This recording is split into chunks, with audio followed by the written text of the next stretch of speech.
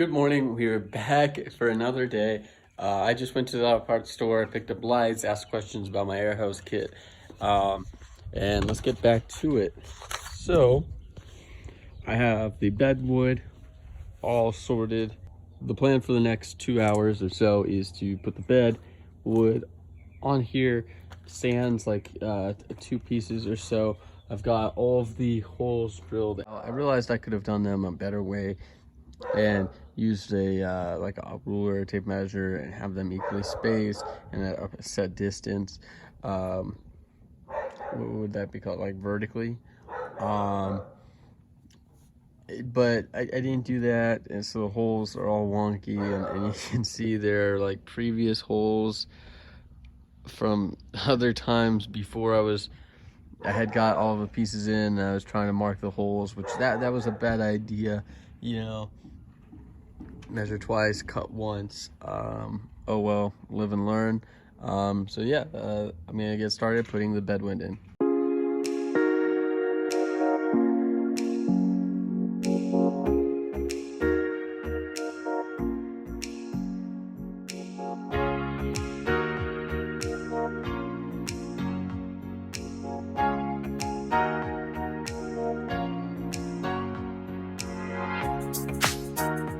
All right, so I found out that on one of the bars, I missed drilling either side, like the very far drill holes. So I'm gonna go ahead and do that.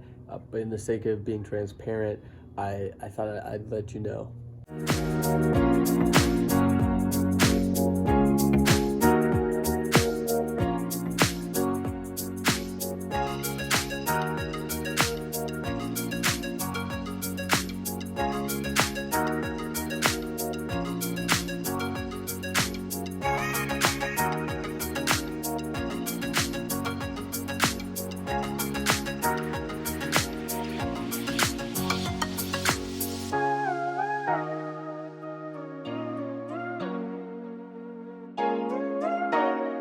All right, so that middle piece isn't really fitting.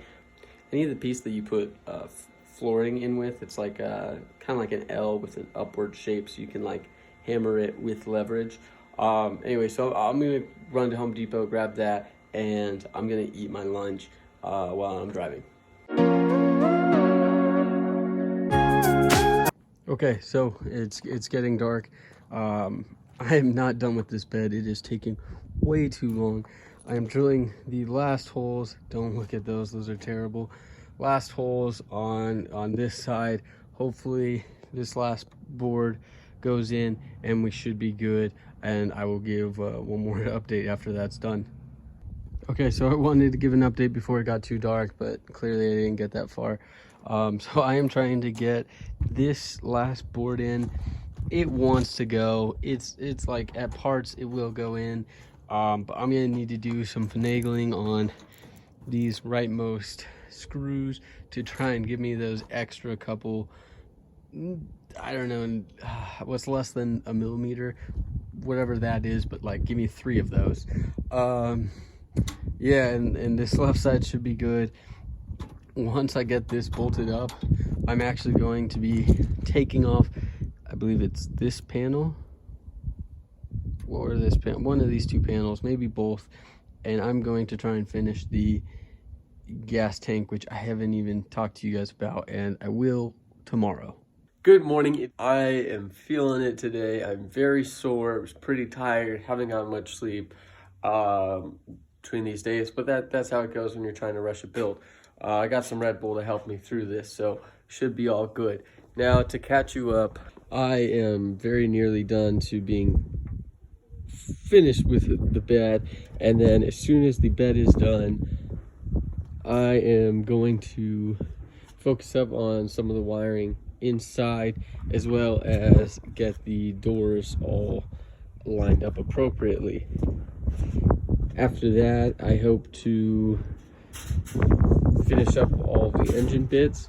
And if you can't tell, it is going to be very windy today. It's going to pick up. I'm going to stop midway through, edit these videos, and pick back up once it dies down. And then Sunday, I'm just going to absolutely crush it for day 5 of this build and hope to knock out everything. The windows, I have no idea how long that's going to take me. I've never installed, only taken them out. And the front is it comes together very easily, so I'm not worried about that at all. So a couple of things that I forgot to mention. The reason why this is taking way longer than it should is because some of these boards are slightly warped and it's just throwing it off completely. So if you check this board especially, it is very warped, and this, like these, I don't know, like 5-6 millimeters are really costing me, because I only need just, I don't know, like 2 or 3 millimeters on this last board to get it in. If I can't get this resolved quickly, then I'm just gonna send it. I might bend these just slightly inwards. Let's see if you can get it. See how they're kind of bent out? If I just bend one of these inwards, I should be fine. And then and that's actually what I might end up doing. And then I'm gonna remove this plank, or this plank, I forgot which one, and I'm gonna start working on the gas tank, which I forgot to mention about earlier.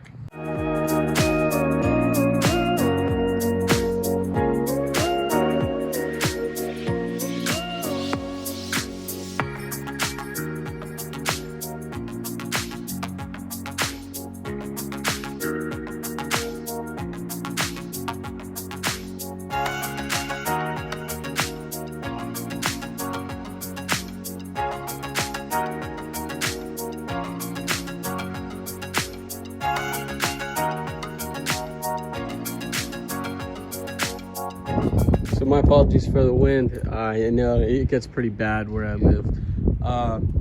So anyways, you just saw me take off this middle board, and the reason why is because I'm gonna do something special for the gas tank. So yeah, it has it was relocated to the rear, and I made this little elbow, not very great, but whatever. It's just from parts from the junkyard. I'm gonna slip it on here, extend it just a touch, or do something, but it's gonna come up, and then I'm going to cut off part of the wood with a razor blade. So it's very thin. Just gonna cut a horizontal line, and then I'm going to use a 90-degree hinges. I'm trying to use it with one hand. This is how it would sit when it's not being used. When you open it up, it'll look like that. The wood will be vertical, and it'll expose the gas tank. Should be good. And while these boards are removed, I'm going to do the same thing to these two metal strips, and I'm going to just curve them, because it does give me that extra like 1 or 2 millimeters, which is going to make this this last piece fit beautifully. Yeah, so let's get to it. All right, so I did a couple preliminary measurements with the bedwood installed in its new position, and I have a bit of a problem. So how I want this, if it sticks all the way to the bottom of the gas tank, has a secure connection, the railing in between is actually going to cover over about a little under half of my gas filler, which is just going to be a problem when I'm trying to fill up. In addition, it also kind of interferes. It's really, I don't know, maybe 1/4 of an inch or so over. Now, if I extend it out so that I'm no longer interfering with that side piece, I am way over. Like, I'm probably close to an inch, maybe 3/4 of an inch over. So what I'm gonna have to do is do more cutting and welding of this piece. I'm going to go directly below this tube, cut out all of this middle section here up until this curve, re-weld it, and do some skimming on the top here, and I'm hoping that that will give me the length that I need. If that doesn't work, I'm not sure. I'll have to come up with some different options and really angle this thing in, because I do want to go for that stealth look. So I'm gonna get started cutting this up, and I'll try and film in the garage as much as possible.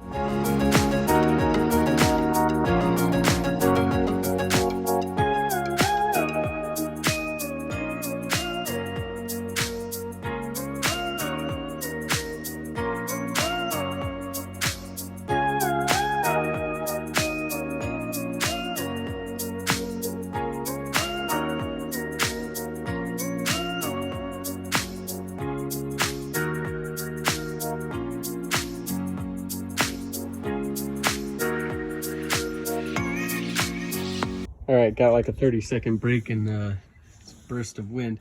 So here's maybe just a little mock-up. We'll see how we're doing. So sliding all the way in, you can see it's still gonna have that overhang when we put, you know, the strip here, and it's probably gonna go to about right there, the left side of my finger. But it does fit below, which is good. Now, if I bring this out, let's say, bring it out of here. I don't know if you can tell, I'm still slightly above. It's really tough. Yes, sorry. So, yeah, so I think what I'm gonna do, just to, again, really help my case, is kind of grind this down at an angle. So it'll be taken off like a triangle of it. And yeah, I mean, we'll just keep on working it, massaging it just little by little, trying to get that to come to the right spot. All right, so I just did a test fit. I think that with the modifications that I made, it should fit just barely, and it'll give me enough to put a cap on the top, which I'll 3D print with my new Snapmaker 3-in-1 modular 3D printer. Very cool. I'm excited to use that. Now I'm going to clean up the inside of this pipe a little bit, and I don't know if you can see, but last time I welded it, it didn't get enough penetration.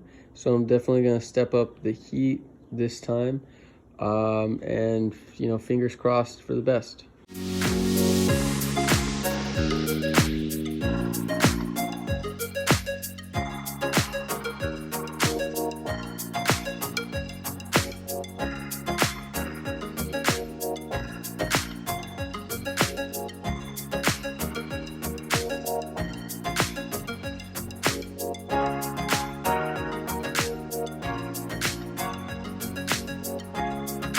All right, so you just saw me very poorly weld this up, just get some tacks in, and I'll probably blur this out because it was so bad.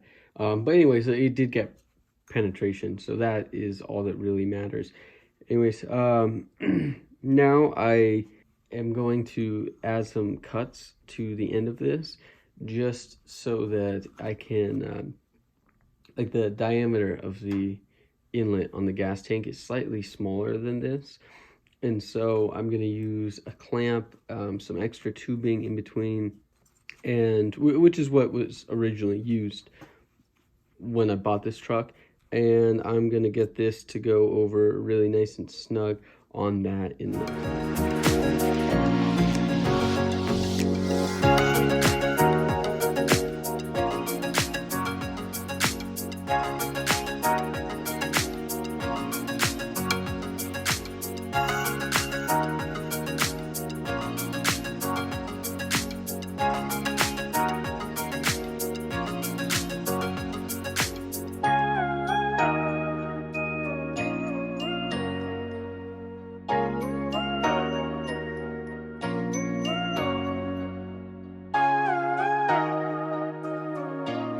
All right, so that's good enough. For the last time, hopefully, I'm gonna take the Dremel to some of the holes in the truck, get them that last little bit, and I think I got those last few millimeters.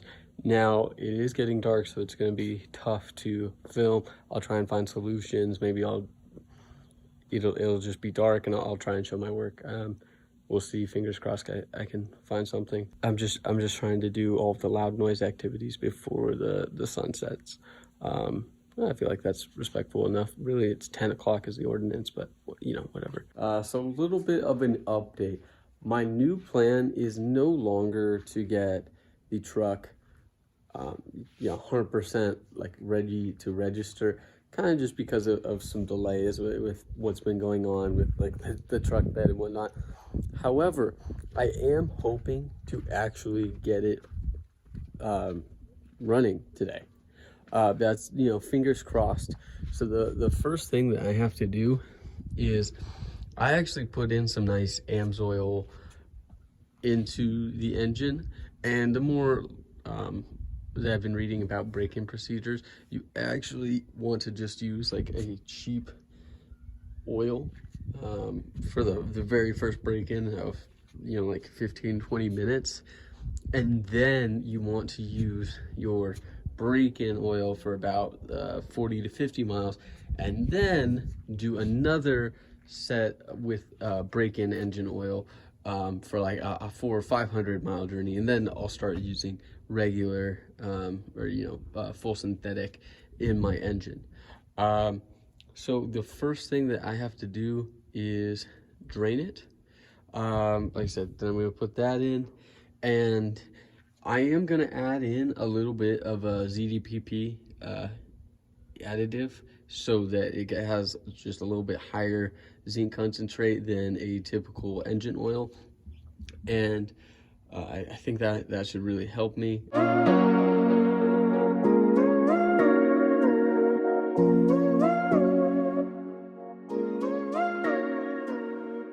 Okay, so now I want to let you know about the next thing that I'll be doing and why I'm doing this kind of out of order with changing the oil before I work my way all the way up at the front.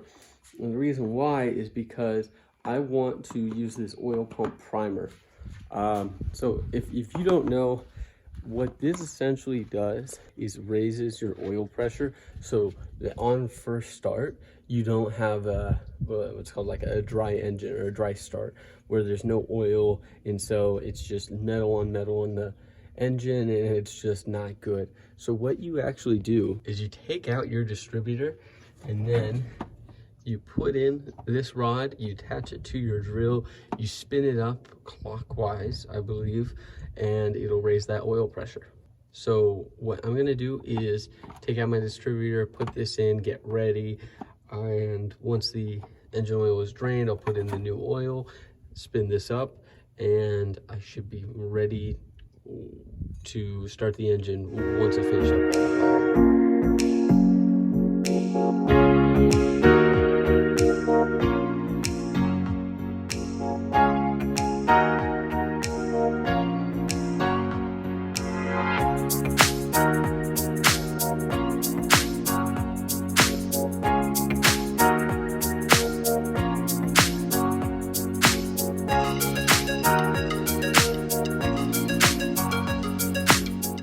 All right, so what you saw, very easy to do. Although you did see me try and take a hammer, bash my firewall. One, that's just a little bit of frustration.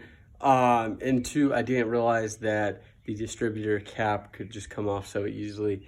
That's my bad. It's a learning experience, and I've already got a few nicks in the engine from trying to put in the engine and just other little things. So I knew I had to do touch-up work anyways.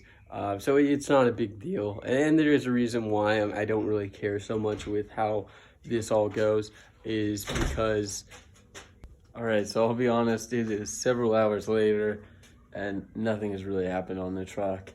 As I was changing, my stomach just felt like a bomb was going off, and it still feels terrible. I don't know if that's from like a lack of sleep, not eating that great lately, or what, but essentially I just decided, all right, I'm gonna take a nap, try and sleep it off, and yeah, I don't feel very good. I hope I'm ready for my trip tomorrow. So I think that's a wrap, at least for this time. What I'm going to do is actually just start cleaning up. You can see it's starting to clean up a little bit already.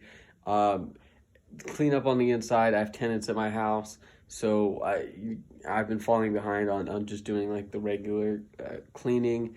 So yeah, I'm just gonna get ready for my trip tomorrow, clean, and then on the 21st, I will start on that again, and hopefully I will have the energy to just push and get that started, get it running. And I think the new plan is if I can get it running and semi-ready for LS Fest West, which I believe is on the 23rd, so next weekend.